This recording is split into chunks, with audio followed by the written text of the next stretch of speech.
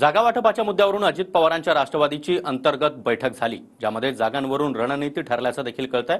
मात्र महायुतीत दादांच्या राष्ट्रवादीला 60 पेक्षा किती जागा अधिक मिळणार यावरून राजकीय वर्तुळात चर्चा सुरू झाली आहे। त्याच संदर्भातला एक रिपोर्ट।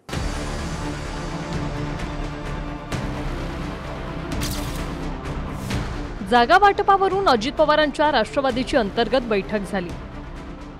मुंबईत प्रफुल्ल पटेलांच्या निवासानी अजित पवार आणि सुनील तटकरेंमध्ये किती जागांवर उमेदवार देऊ शकतो यावरून खलबत झाली। सूत्रांकडून मिळालेल्या माहितीनुसार अजित पवारांच्या राष्ट्रवादीला महायुतीत 60 ते 65 जागा मिळणार असल्याचं कळतंय, तर अजित पवारांची राष्ट्रवादी 70 पेक्षा अधिक जागांवर लढण्यास ठाम असल्याची माहिती आहे। 2 दिवसांआधीच अजित पवारांनी 60 जागांवर कामाला लागण्याच्या सूचना पदाधिकारी आणि नेत्यांना केल्या होत्या। जे आता आपले आमदार आहेत ते तर राष्ट्रवादीचे आहेतच, त्याच्यावर तिथं तर करायला जवळपास 60 जागा ज्या आहेत ते तर कार्यक्रम तुम्हाला करायला काय हरकत नाही। नेहमी आपण आलेलो 54, त्यानंतर ते 2 देवेंद्र आणि संजय मामा 56 आणि 4 काँग्रेसचे आपल्याबरोबर आहेत, खोडकेताई, हिरामण, त्याच्यामध्ये जिशान, असे आपले मतदारसंघ आहेत। इवन श्याम सुंदर शिंदे, अशा पद्धतीनं इथं तुम्हाला आहे। आणि मग काही आता आमची चर्चा होईलच आणि त्या चर्चेतनं राहिलेले पण मतदारसंघ तुम्हाला कळवले जातील। मात्र दादांच्या या वक्तव्याचा अर्थ वेगळा काढण्यात आला। 2019 मध्ये निवडून आलेले राष्ट्रवादीच्या आमदारांचा 54 आकडा आणि इतर 6 असा तो 60चा आकडा दादांनी सांगितल्याचं तटकरेंचं म्हणणं आहे। या 60 जागांसह इतर ठिकाणीही लढणार असं तटकरेंनी सांगितलंय। त्या दिवशीचा भाषणाचा कॉन्टेक्स्ट जर का तुम्ही पाहिला तर ते संख्या तेवढी फक्त घेतली गेली। त्याच्या अगोदर जे काय बोलले होते किंवा त्याच्या अगोदरचं नंतर जे काय बोलले होते त्याच्यामध्ये काय कुठे अंतर्भाव झाला नाही।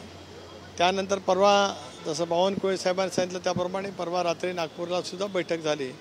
एक सर्वसाधारणपणाने काय सूत्र असावं या संदर्भामध्ये प्राथमिक चर्चा त्या ठिकाणी झाली।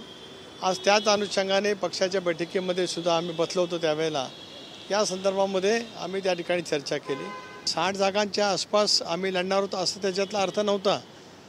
बोलण्याचा मतीत अर्थ असा होता की 54 जागा मागच्या वेळेला आपण जिंकलेल्या होत्या, त्याचबरोबर ती आपल्यासोबत जे काही अपक्ष जोडलेले आहेत, काही इतर जे काही जोडलेले आहेत, ती 60च्या आसपास संख्या आहे, ते धरून तुम्ही पुढे चला असा त्या बोलण्याचा त्या ठिकाणचा त्या दिवशीचा उद्देश होता। आम्ही ज्यावेळेला परवा बसलो त्यावेळेला प्राथमिक एक ठरवलं आहे की निवडून येण्याची क्षमता असणं हा सुद्धा एक क्रायटेरिया त्याच्यामध्ये असावा, असं परवाच्या एकंदरीत बैठकीमध्ये आम्ही ठरवलेलं आहे। प्रत्येक पक्षाची बैठक होते, प्रत्येक पक्ष जागा मागत असतो, परंतु शेवटी तिन्ही पक्षाचे वरिष्ठ नेते एकत्रित येऊन त्या ठिकाणी निर्णय होत असतो। आणि मला वाटतं पक्षामध्ये जागा किती मागायच्या हे ठरतं, परंतु अंतिमतः तिन्ही पक्षाचे नेते एकनाथरावजी, देवेंद्रजी आणि अजितदादा हे अंतिम जागांवर शिक्कामोर्तब करीत असतात, ज्याला आमचं दिल्लीचं शीर्षस्थ नेतृत्व मान्यता देत असतं। जागा वाटपावरून आतापर्यंत अजित पवारांच्या मुख्यमंत्री शिंदे आणि फडणवीसांसोबत 2दा बैठका झाल्या। नागपुरात शनिवारी 4.5 तास तिघांची बैठक झाली, ज्यात सिटिंग आमदारांच्या जागांसह निवडून येईल त्याची जागा असा फॉर्म्युला निश्चित झालाय।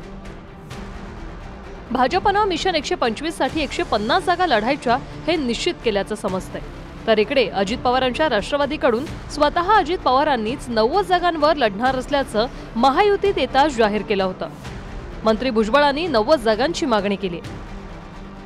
मात्र महायुतीतल्या सध्याच्या राजकीय समीकरणानुसार 90 जागा दादांच्या राष्ट्रवादीला मिळण्याच्या शक्यता कमी आहे, कारण 288 पैकी भाजपने जर 150 जागा लढल्या तर 138 जागा शिल्लक राहतात। त्यात 90 जागा अजित पवारांना दिल्या तर शिंदेंच्या शिवसेनेसाठी 48 जागा उरतात।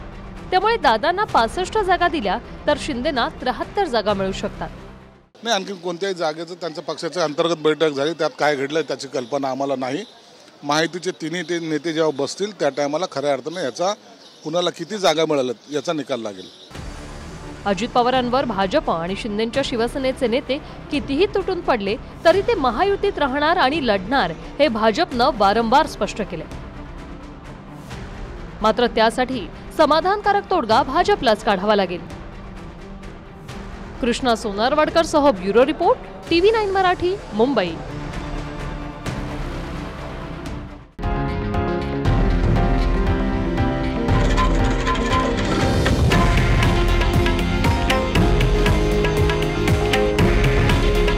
हे आहे देशातील नंबर 1 न्यूज नेटवर्क आणि आपण पाहत आहात TV9 मराठी.